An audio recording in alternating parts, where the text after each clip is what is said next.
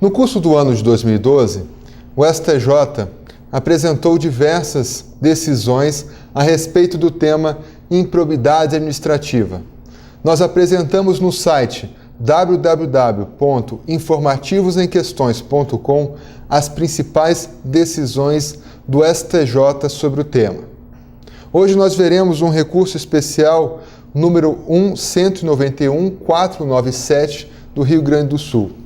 Antes de tratarmos a respeito desse recurso especial, cumpre enfatizar e apresentar algumas considerações iniciais e gerais a respeito da Lei 8429 de 92. A primeira questão diz respeito à diferença entre o conceito de moralidade administrativa e probidade administrativa. A doutrina tem apresentado três correntes. Na primeira corrente, conforme alguns autores, o conceito de probidade administrativa é equivalente ao conceito de moralidade administrativa. São conceitos idênticos, apresentam o mesmo conteúdo. Conforme a segunda corrente, o conceito de moralidade administrativa ele é mais amplo do que probidade administrativa. Então, probidade administrativa, conforme essa segunda corrente, é um subprincípio do princípio da moralidade administrativa. Mas, conforme a terceira corrente, que é a corrente prevalente, o conceito de moralidade administrativa ele é mais restrito do que o conceito de probidade administrativa. O conceito de probidade administrativa para a terceira corrente ele é mais amplo. Ele considera dentro dele o princípio da moralidade administrativa.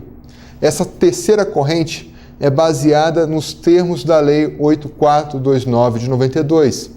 Conforme essa lei, a Lei de Improbidade Administrativa, comete o ato de improbidade administrativa o agente que viole o princípio da moralidade administrativa, conforme o artigo 11 da citada lei.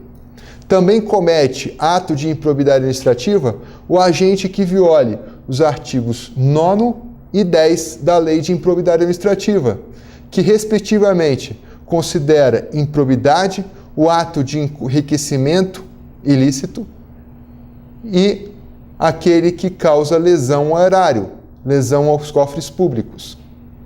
Então, conforme a terceira corrente e a corrente prevalente, o conceito de probidade administrativa ele é mais amplo do que o conceito de moralidade administrativa. Segunda questão, segundo ponto que nós veremos, diz respeito aos elementos da improbidade administrativa. Conforme Maria Silva de Pietro, para ocorrer o ato de improbidade administrativa, é necessário a concorrência dos seguintes elementos: sujeitos ativo e passivo, ato de improbidade e elemento subjetivo.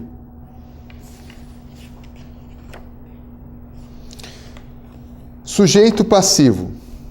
Sujeito passivo pode ser os entes federativos, União, Estado, Distrito Federal, Município, os entes da administração pública direta, território federal, territórios federais. Podem ser também empresa pública, sociedade e economia mista, empresa incorporada ao patrimônio público. Pode ser sujeito passivo do ato de improbidade, entidade cujo erário concorreu para a sua criação ou então concorra para o seu custeio com mais de 50% do patrimônio ou receita anual. E também pode ocorrer no caso, que o patrimônio público concorra com menos de 50% para a sua criação e para seu custeio. Nesses casos, a sanção patrimonial se limitará à repercussão do ilícito sobre a contribuição dos cofres públicos. Também pode ser sujeito passivo do ato de improbidade entidades que recebam subvenções e incentivos fiscais e creditícios de órgão público. O segundo elemento do ato de improbidade é o sujeito ativo. Pode ser sujeito ativo os agentes públicos, aqueles que exercem cargo, função, mandato ou emprego público. Também pode ser sujeito ativo do ato de improbidade terceiros que se beneficiem do ato, que concorram para a prática do ato ou que induzam a prática do ato por parte do agente público. O STF, recentemente, decidiu a respeito do sujeito ativo do ato de improbidade, respondendo a seguinte indagação: os agentes políticos se submetem à Lei 8429 de 92, conforme o STF, na reclamação número 2138 de 2007, os agentes políticos que se submetem à Lei 1079 de 50, os agentes políticos que podem praticar crimes de responsabilidade, somente estes, não se submetem à Lei 8429 de 92, porque estão sujeitos a um regime jurídico diferenciado, especial, estabelecido pela Lei 1079 de 50. Prestem atenção nessa questão que é recorrente em concurso público. O terceiro elemento do ato de improbidade administrativa diz respeito ao ato, às consequências do ato de improbidade.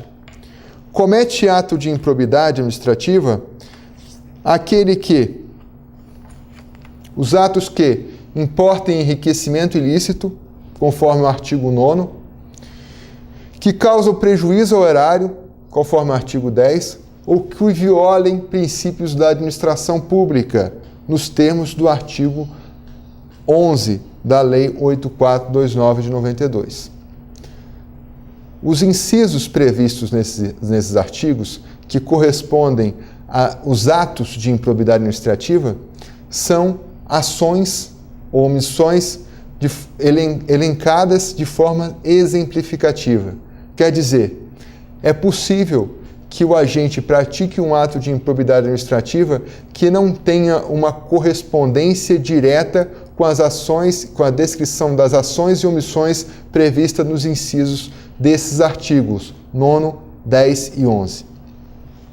O elenco dos dispositivos é exemplificativo. Outro elemento do ato de improbidade administrativa é a caracterização do elemento subjetivo, dolo e culpa. Conforme a Lei 8429 de 92, comete ato de improbidade administrativa o agente que pratica os atos descritos nesses artigos de forma dolosa ou culposa. Dolosa ou culposa, conforme a lei. Mas a jurisprudência tem interpretado de forma diferente, tem interpretado de forma não literal esse dispositivo. A jurisprudência, principalmente o STJ, aponta que aquele que comete ato de enriquecimento ilícito somente comete ato de improbidade administrativa, somente caracteriza ato de improbidade administrativa com violação ao artigo 9º, o agente que pratica a conduta com dolo, com a intenção de ter aquele resultado, ou assumindo a consequência daquele resultado. Então, o artigo 9º não se compatibiliza com a noção de culpa, conforme orientação do STJ.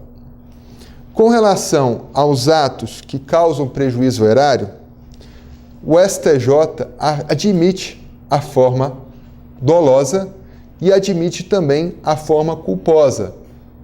Então, se o ato importar em lesão ao erário, mesmo que o agente tenha cometido aquela ação ou omissão com culpa, ele vai ser responsabilizado. Ele pode concorrer para o ato de improbidade administrativa. Agora, com relação à violação aos princípios da administração pública, o STJ entende que só comete ato de improbidade administrativa aquele que age com dolo. Então, aquele que viola dever objetivo de cuidado, agindo com culpa, que viole o princípio da administração pública, não pratica ato de improbidade administrativa. Então, veja bem, pode aparecer na questão de um concurso público. Conforme a lei, importa ato de improbidade administrativa aquele que age com dolo ou culpa, gerando a consequência de violação de princípios da administração pública. Essa questão está correta. Mas se a questão vier dizendo que o STJ entende que é necessária a presença de dolo ou culpa para a configuração do ato de improbidade administrativa que viole princípio da administração pública, essa questão está errada. Muito bem. E quem deve propor a ação de improbidade administrativa? A ação de improbidade administrativa pode ser proposta pelo Ministério Público ou pela pessoa jurídica interessada. No caso, a pessoa jurídica interessada, ela pode propor a ação de improbidade administrativa, pode agir como litisconsórcio ativo do Ministério Público, mesma parte, ou então pode ingressar na parte oposta, defendendo o agente público que cometeu o ato de improbidade administrativa, mesmo que o Ministério Público tenha proposto a ação. Na ação de improbidade administrativa, é vedada a transação, acordo ou conciliação. Isso é uma diferença fundamental da ação civil pública. Então, a ação de improbidade administrativa não se confunde com a ação civil pública.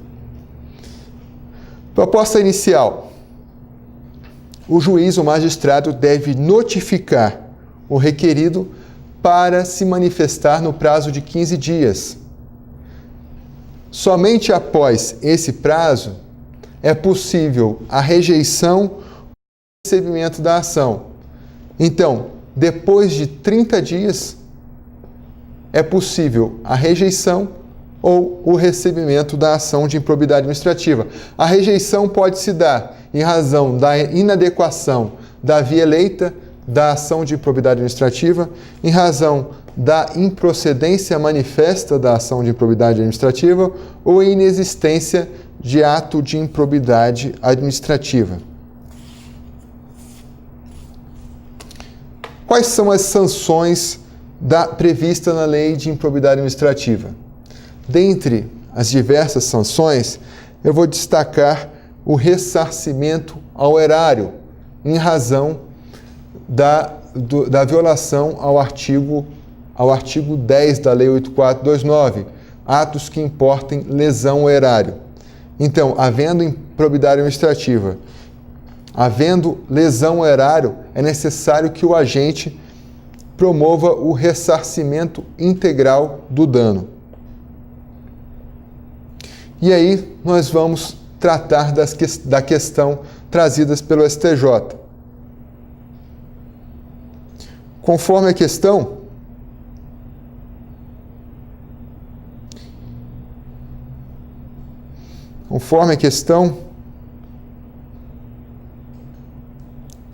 a decretação da indisponibilidade de bens em decorrência da apuração de atos de improbidade administrativa pode atingir bens adquiridos anteriormente ao suposto ato de improbidade. Então, é necessário o ressarcimento integral ao erário, nos atos que importem lesão ao erário. É possível o ingresso, o pedido de medida cautelar, de forma a assegurar o ressarcimento integral ao erário. Então, no curso do processo, se houver um perigo de lesão, se houver a configuração de um direito plausível, a fumaça do bom direito, é possível a adoção, é possível o deferimento dessa medida cautelar de indisponibilidade dos bens. Essa indisponibilidade dos bens, ela atinge os bens adquiridos antes do suposto ato de improbidade administrativa. Conforme o STJ, a decretação de indisponibilidade dos bens atinge todos os bens necessários ao ressarcimento. Todos os bens, ainda que adquiridos após o ato de improbidade, ainda que adquiridos antes do ato de improbidade, ainda que adquiridos antes do advento da lei de improbidade administrativa, não importa. A decretação de indisponibilidade dos bens tem a razão de ser pelo ressarcimento integral ao erário. Então, desde que haja a configuração da necessidade desse ressarcimento e a noção do volume desse ressarcimento, necessário tornar indisponível todos os bens do patrimônio do sujeito capazes de atenderem a esse chamado, atenderem a esse ressarcimento. Então, conforme o STJ, a decretação de disponibilidade de bens em decorrência da apuração dos atos de improbidade administrativa deve observar o artigo 7º da Lei 8429 de 92, limitando-se à constrição dos bens necessários ao integral ressarcimento ao erário, ainda que adquiridos anteriormente ao suposto ato de improbidade ou até mesmo ao início da vigência da referida lei.